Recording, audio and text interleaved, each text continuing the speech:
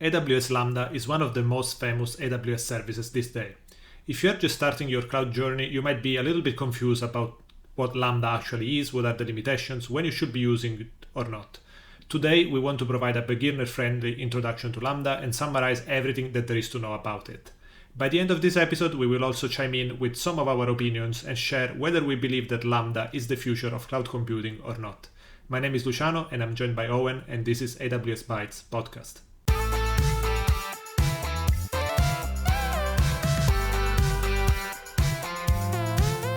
AWS Bytes podcast is sponsored by Fortheorem. Fortheorem is an AWS consulting partner offering training, cloud migration, and modern application architecture. Find out more at fortheorem.com, and you'll find the link in the show notes as well. So again, as we said in the introduction, this episode is mainly focused to provide an introduction for people who haven't really explored serverless and Lambda yet. So if you already know Lambda, I don't know if this episode is really that interesting for you. Maybe you can just skip to the end where we talk more about opinions and the future of the Lambda. And in any case, let us know what do you think about all of that. So without any further ado, what do you say, Owen? Should we start by defining what Lambda is? Yeah, and I went back to the 2014 announcement from AWS where they announced Lambda for the very first time. And there's a really nice description in there where they say that it's a compute service that runs your code in response to events and automatically manages the compute resources for you. And that's it in a nutshell. I really like that. It's a beautiful description. And there's a lot of features and additions they've made since then, but we probably forget that that's the simple beauty of Lambda at its core. So they also say it makes it easy to build applications that respond quickly to new information or new data. So that really covers it, right? It's code that responds to events. So it's really event driven, and it manages the compute resources for you. And that's really the most important part. So it's like an alternative way to do compute, right? We've gone from having to make servers, then virtual machines, then we went to containers, we got cloud computing to manage all of this for you. So all the time we have these new generations of compute services that are taking away the complexity and managing a lot more for you on the cloud side, so that you have to do less and less. Now, sometimes that results in more complexity. It kind of shifts the complexity to other places. But with Lambda, what we're talking about is stateless event-driven. You hear this quite often. So what does stateless mean? Well, it means, I guess, that in some applications, you might have a server that keeps running and it's able to store state in memory, or you might have user sessions. Lambda is very ephemeral, right? It's very short-lived. They only run for up to 15 minutes. So you don't have the luxury of storing state. And that also brings benefits because you don't end up with accumulating what we call cruft, lots of state that accidentally accumulates in long-lived compute. So these things only run for a short amount of time. If you have to store any state, then you have to put it explicitly into a state store like DynamoDB or Elasticache Redis or S3.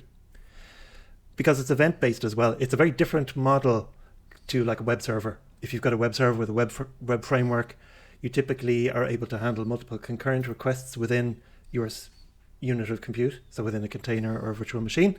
With Lambda, it's weird in the sense that you can only run one event at a time in a container, an invocation. And this is counterintuitive to people, but it also makes it very easy to reason about some cases, because you know that at any given time, one sandbox, they call it, or a container, is only processing one request at a time. They're very quick to scale up and down. Now, sometimes you have the issue of cold starts, which are often overstated, I would say, but something to be aware of, definitely, for sure. It supports multiple language runtimes, and you can create your own runtimes. And because it's managed, the instance is managed. You don't have to worry about what machine it's running on. The container orchestration service is managed. The wiring of the events and the results into the Lambda is managed for you. And the runtime itself, whether it's Node.js or Python or whatever else, is managed for you. And this is why it's called serverless. It's because you don't have to manage servers. So that's as much as I can say about the definition of Lambda. What are some of the use cases, right? If people haven't used it before, if they've only played with it a little bit, where can I start applying Lambda day to day in development jobs? Yeah, so the most common use case that I've seen with Lambda is probably into the realms of APIs. So creating REST APIs, GraphQL APIs. Lambda is a very, very good backend for that, implemented that compute layer. What is the business logic that specific API request needs to actually execute? And it works really well in combination with other services like API Gateway. So generally we'll define your API through API Gateway and then have Lambda as a backend for the actual business logic. Another good use case for Lambda is webhooks. Webhooks is basically when you have a system which generates some kind of event and it can notify another system about that particular event. And that generally works just through a simple URL. So the system generating the event needs to know a specific URL where to actually forward that particular event. And one example could be you are using a newsletter system like, for instance, I don't know, MailChimp. MailChimp gives you the opportunity that every time you have a new subscriber, you can notify a webhook endpoint and receive the information about the new subscriber, and that way you can implement your own custom integration. I actually use something like that, and I use Lambda as a backend. You can simply create an API using API Gateway. That way you get a URL, or you can also use function URLs, and that can be used to trigger a specific Lambda where you implement your own custom business logic. Another use case could be system integration. So again, webhook is kind of a system integration already, but you can have more advanced types of system integration using different protocols, and Lambda can be the place where you write your glue logic, for instance, even if you need to convert data from one format to another to make it possible for different systems to communicate with each other. Other use cases are background processing, very, very common for Lambda. One of the most common tutorials you'll find out there is how to create image thumbnails using Lambda. So that's definitely a use case that in the space of background processing. You get pictures somewhere, you can load these pictures, create multiple variations of this picture, all in the background while your application is still running somewhere else. Another interesting use case, this is a little bit more of a new use case, I feel. It's something we've been talking about before, and we also did a joint blog post with Amazon itself, and it's in the space of high-performance computing. It is an up-and-coming use case for Lambda, but you can definitely use Lambda also in this particular space. And we will post a link in the show notes with the blog post I just mentioned, where you can find all the details about this particular use case and how we actually use Lambda to be able to fulfill the requirements. Very similarly is the space of ETL. We already mentioned that Lambda can be a very good layer to load data, transform it, and store it somewhere else. So you can also use it that way just to perform ETL kind of workloads. And there are some more esoteric use cases, I feel, because I've seen them in the documentation, but I haven't seen them being actually used in practice. But for instance, if you use RDS, which is the database service, SQL database service that AWS gives you, you can actually create custom functions in the database and then use Lambda as the compute layer for this custom function. So that basically means that you can invent your own Postgres function, and the business logic lives in Lambda, and AWS will take care when you're using that custom function in your SQL statements to actually invoke your Lambda to perform specific custom operations. So with that being said, we have a bunch of use cases in mind, but I suppose that there are also a lot of cases where you wouldn't really want to use Lambda, right? It's not a silver bullet for every use case. What do you think, Owen? For sure, yeah. For like, if you have a long-running job that you just can't split, or it doesn't make sense to split it into something that runs in a few minutes, why bother with Lambda? You would just try and use a simple container service that could just stay up for the duration of the job or indefinitely. If you've got something that's stateful, and that would be often legacy applications, legacy web servers that are using sessions that require in-memory storage and a server that stays up, they're just not a good fit. So if you find yourself with a legacy stack and you're trying to shoehorn it into Lambda, maybe you should think it's probably not worth the effort. Another thing is really important to notice. We talked about this being event-driven, right? Every event comes into Lambda over HTTP, and it comes into the service, then gets processed by your function. There's no kind of open TCP connection support. There's no streaming support. So you can do things like WebSockets, but you're not really using Lambda. You're using API Gateway to achieve that. And so you don't have anything where you need a socket or an open connection, or any kind of real-time streaming where part of the data gets processed as the socket stays open. That's not a fit for Lambda. So if you can imagine a real-time game server, it's not a good fit. But speaking of payload, when your payload, either the request or the response, is bigger than 6 megabytes, that's also not a fit for Lambda, because that's the limit. And if you also, if you've got high, constant, predictable load, so from a pricing perspective, right, let's think about your traffic. If your traffic is constant and doesn't ever drop, doesn't ever peak beyond a certain level, then you're probably not really taking much of an advantage by going to Lambda. You might as well stick with something, especially for pricing perspective. But it's worth doing the cost calculation, because maybe it's cheap in both cases, and it's a trade-off between complexity and all the other features of Lambda. Now, when we started and we defined Lambda, we talked about Lambda's, the original simple definition of Lambda. And I think it's worthwhile calling out that in recent years, as Lambda has added more and more features, you could say that it's become more complex just because there's more knobs to twiddle, more configuration options, and more things you can do with it. So if you look at some of the recent features, you have, provision concurrency now, and you have support for destinations and different architectures, including ARM, and different options in event source mappings and EFS support and your VPC options. And this is only going to grow and grow and grow as Lambda grows and evolves. So it's worth kind of reassessing Lambda and thinking, well, is this now too complex for my needs? I thought this was something simple that I could just fire up and I didn't have to worry about, which container or instance should I run my code on? I could just have a nice ephemeral piece of compute that runs in response to an event. So now has it become complex? Should I reconsider my options and go for containers? I think this is worth thinking about. It's a topic of conversation these days. And if we talk about containers, you could compare it to deploying with ECS or to Kubernetes with EKS or another option. And I wouldn't say that it's inherently more simple to do that to deploy services with container-based solutions. I guess the difference is with Lambda is that you're more constrained in how you do events. There's very specific ways in how you do your events come in and how you do logging and how you do tracing. And container environments are less constrained because they let you do whatever you want and integrate with whatever you want and run whatever framework you want. So in some ways, they seem like an easy path to get started with if you have a comfortable set of frameworks you want to work with.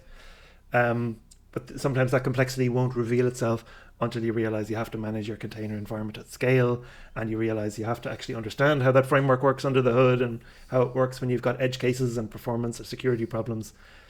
So I think it's always a set of trade-offs, and you have to really kind of look deeply and kind of see what your case requires. But I'm interested in your opinion, Luciano. What do you think? Is Lambda gone more complex? Is it more complicated than containers? Yeah, I have been exposed a little bit to Kubernetes and Lambda, maybe a little bit more to Lambda than to Kubernetes. So what I'm about to say might be a little bit unfair to Kubernetes, but my feeling is that Kubernetes is a great tool and it's very generic. It's kind of agnostic to for the most part, to the cloud provider you're going to be using. So that's amazing. But at the same time, I feel that it requires a little bit more knowledge and understanding before you can be proficient with it. So definitely the barrier to entry is higher with Kubernetes than it is with Lambda. And it's also an unfair comparison because, of course, as we said, Kubernetes is a more general purpose kind of runtime, while Lambda, it's very specific and try to solve one problem in a very opinionated way. So, of course, it's kind of easier that Lambda has a smaller surface and it's easier to get started with. But at the same time, that surface can get very, very big as you get more into the weeds and you start to build more and more complex serverless applications. At that point, you will need to start understanding about networking and security and IAM and a bunch of other AWS-related topics that might not be something that you have done before. So that surface might just bleed into a bunch of other AWS concepts that you just need to master to be able to actually use serverless well. So I suppose that at the end of the day, what I'm trying to say is that, yes, easier to start with serverless and in AWS using Lambda, but then as you start to build more and more complicated application, there is always a certain degree of complexity that you will need to deal with, and you need to start to build a more holistic understanding of the stack that you are working with. So this is probably equally true in both Kubernetes and AWS Lambda. So just keep that in mind. Don't just say one is easier than the other, kind of in absolute terms. And one of the interesting points that I heard many times people complain about when it comes to the complexity of Lambda specifically is pricing, because it's very easy to just say it's cheap and convenient, but that's not always the truth. Like, you need to kind of make an exercise and understand, first of all, what's the model, and then given your specific use case, how do you actually apply that model and figure out, okay, this is more or less how much it's going to cost me. So let's have a quick look at what is the pricing model with AWS Lambda. The first thing to understand that we didn't mention so far is that when you provision a Lambda, it's really important that you specify what is the amount of memory that you want that Lambda to have. And one non-obvious thing is that when you provision a certain amount of memory, that will come with very specific CPU configuration. And the more memory you configure, the better the CPU. So basically you don't control the CPU, you just control the memory, but the more memory you allocate, the better the CPU. So sometimes if you just want a better CPU, you'll need to allocate more memory, even if you don't really need that much amount of memory. This is just the model that Lambda gives you, and I suppose is tightly related to the pricing model and to the allocation model that AWS needs to figure out when they really need to provision your Lambda somewhere in a cluster. So once you provision your own Lambda and you select a certain amount of memory, then the cost, there are actually two different pieces that contribute to the final cost. One is the execution time and one is the invocation cost. Execution time is literally given one Lambda, how long does it run? You're going to pay for that. And invocation cost is how many millions of invocations are you doing, and there is a price on that. For the execution cost is literally a function of the time in millisecond and memory. And just to give you an example, even though maybe it's not really meaningful, if you go for the lowest, which is 128 megabytes of memory, for every millisecond you pay 0.0000000, that's 9 zeros, $21. So it looks like it's infinitesimally small, but if you're running your Lambda function for long and the limit is 15 minutes, you will start to actually see that cost. So again, this is one of those false things that might be very misleading. It looks like an infinitesimally small number, but it multiplies up if you actually use this feature a lot. So make sure to do the maths to really understand what's going to be the cost for you. And when it comes to the invocation cost, you have 20 cents of dollars per million of invocations. This is in Ireland. I think it might be slightly different if you go in different regions.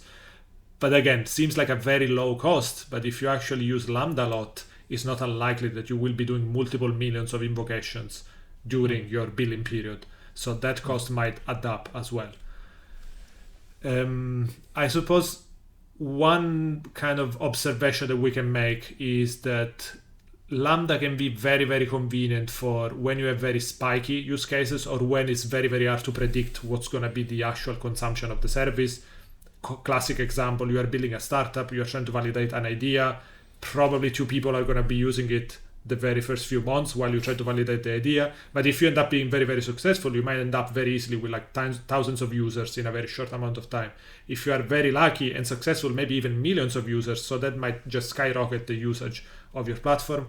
And in that case, you didn't really have to make an upfront investment to support the traffic. So this is probably where the convenience of Lambda and its pricing model is kind of at its best. And the opposite case is actually interesting, where you really can predict in advance the cost and the use and the load. So in that case, actually Lambda comes a little bit more expensive. By how much, we are actually going to link to an article that Owen, you wrote some time ago, which has some good numbers in it and compares Lambda against Fargate against EC2. But the bottom line of that is that when you can predict the actual usage and that usage is pretty much constant, you probably can make an effort into using something more traditional like EC2. Of course, assuming that you don't have a lot of TCO into provisioning those EC2s, if you just look at the compute cost, that compute cost will be much lower than the equivalent compute cost of Lambda.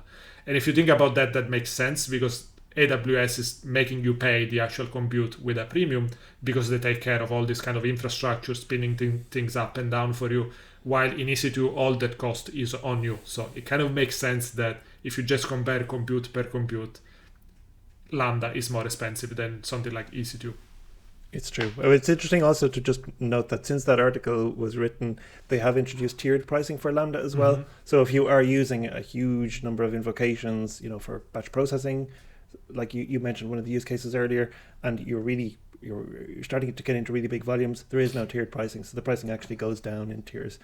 So I think it's kind of moving in hopefully a better direction. It would be nice to see it kind of be more comparable to EC2 eventually, right? So that we don't have to think, okay, it's too expensive, let's completely change our architecture because the pricing is too expensive, because you hate to have to do that. Absolutely, especially because it's not going to be a small change to just move from Lambda to something else. So yeah, definitely worth keeping in mind that if you grow really a lot, there will be this kind of pricing discounts that you basically will have in your billing. Another interesting topic that you briefly mentioned, but I want to give a little bit more details, is what are the limitations that you have with Lambda? Because some use cases you just cannot solve them with Lambda just because there are limitations in the architecture model of Lambda. And you already mentioned the payload, which is 6 megabytes request response, but this is true only for synchronous invocation. We'll talk a little bit more about that in a second. For asynchronous invocation, that limit is actually much lower, it's 250 kilobytes. So you need to be careful. For instance, if you are triggering a Lambda from Event Bridge, that payload cannot be like in the order of megabytes. It can be up to 250 kilobytes. Another interesting thing is the amount of source code that you can ship into a Lambda. And this is a little bit tricky because if you can ship actually Lambda code in two different ways. One is through a zip file and one is through a container image. If you go for the zip file, the uncompressed size inside that zip file cannot be bigger than 250 megabytes. If you go for a container, it's actually much higher than that because you can ship as much as 10 gigabytes of source code. Now, why is this important? Because sometimes, especially when you're using languages that will have big native libraries, for instance, to connect to, I don't know, databases or to perform other kind of operations, you might have very big binaries there. So sometimes you just try to stuff a bunch of different libraries into it. Maybe some of them will end up with big binaries. It's very easy to just go slightly over this 250 megabytes limit. And in that case, you need to start to think, okay, how do I split my Lambda maybe into multiple Lambdas so that you kind of reduce the size of the source code. Otherwise, you need to think about using containers, which is slightly more complicated in my opinion, but gives you a lot more freedom in terms of source code size.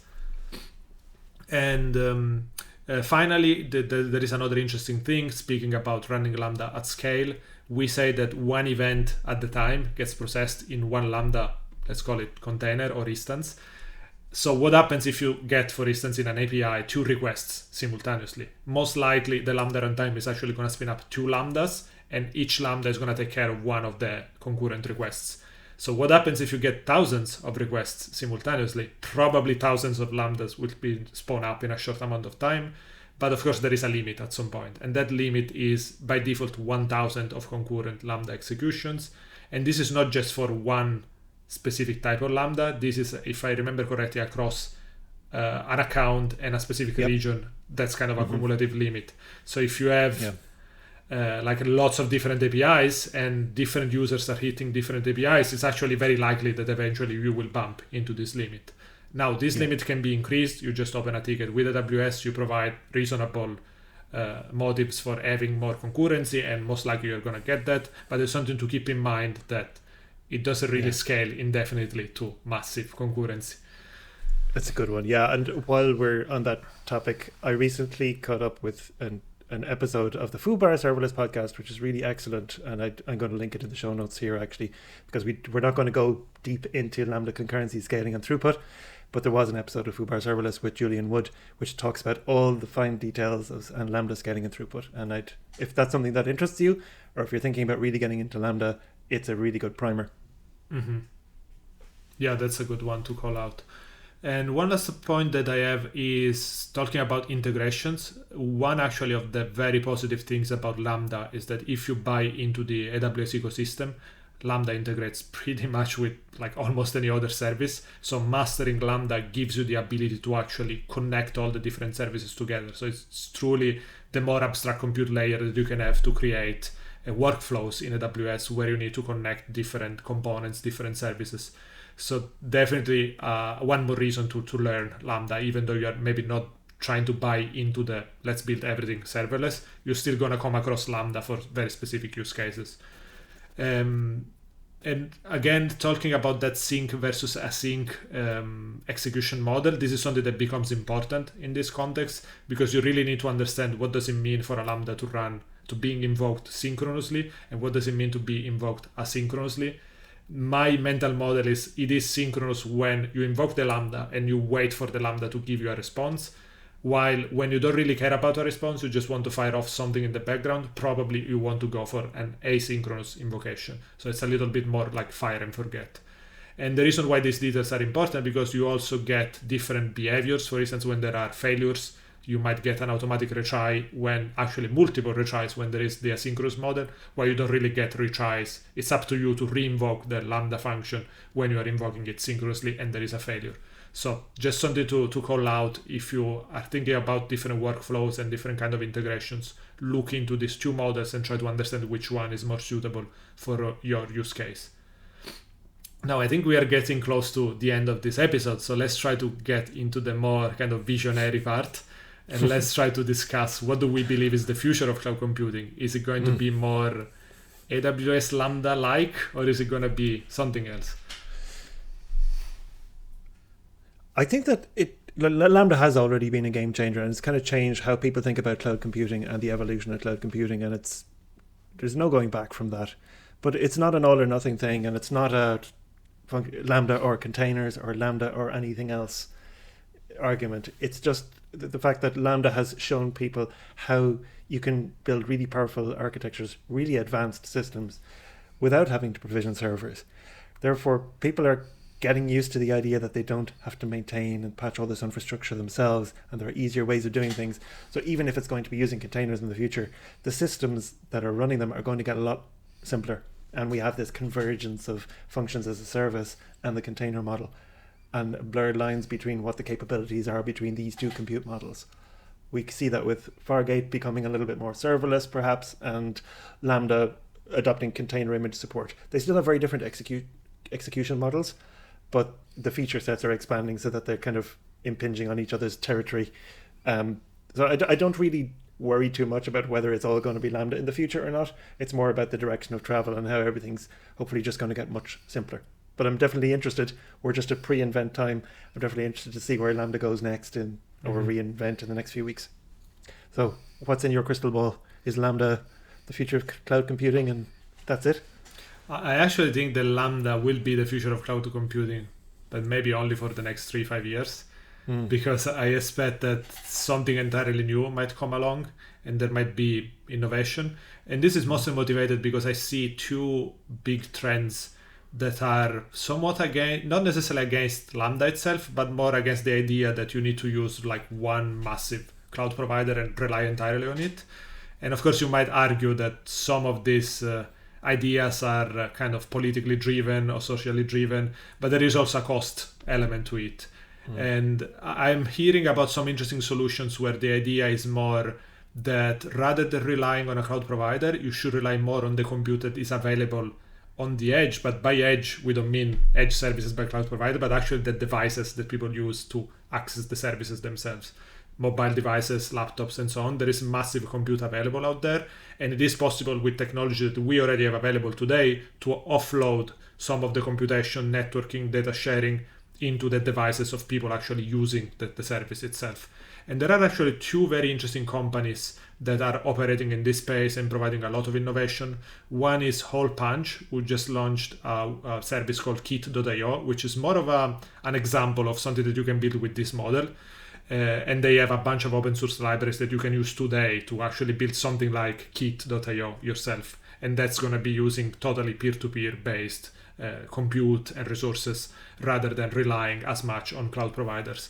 Another company that is traveling on a very similar direction and is providing more of a runtime to build this kind of prototypes or projects is socketsupply.co. So definitely look into the websites of these companies just to understand what kind of new ideas they're trying to propose and what would be possible in the future if we actually, more and more people will start to buy into this model.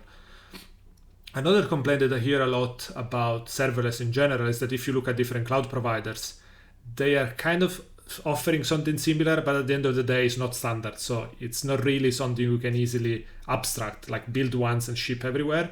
And I feel that there needs to be a little bit more standardization, like something similar to what happened with containers, that to try to standardize more and more the kind of serverless offering in terms of events, in terms of what the compute interface is going to look like. And maybe that's something that will create more innovation, that might create new products, that might create even new contenders in this space. And I expect that maybe a technology like WASM can have a big impact in this space. But again, I'm only hearing kind of very early conversations, so it's very hard to predict what can happen there. So I suppose that's everything we have, and I'm really curious to know what do you think about. Well, first of all, if you're starting to look into Lambda, what is your feeling? Is it something you are going to be using? What kind of projects do you have in mind? And looking more and more into Lambda, do you see that kind of technology fulfilling your needs or not, and why? And if you have been using Lambda for a while, what do you think about our kind of visionary predictions? Do you think they're going to be correct? Do you have a totally different perspective? Is Lambda going to be more and more prevalent in our future, or we are going to be seeing something entirely different? Let us know in the comments, reach out to us on Twitter, and we will be loving to have a chat with you and explore more these topics. Until then, see you in the next episode.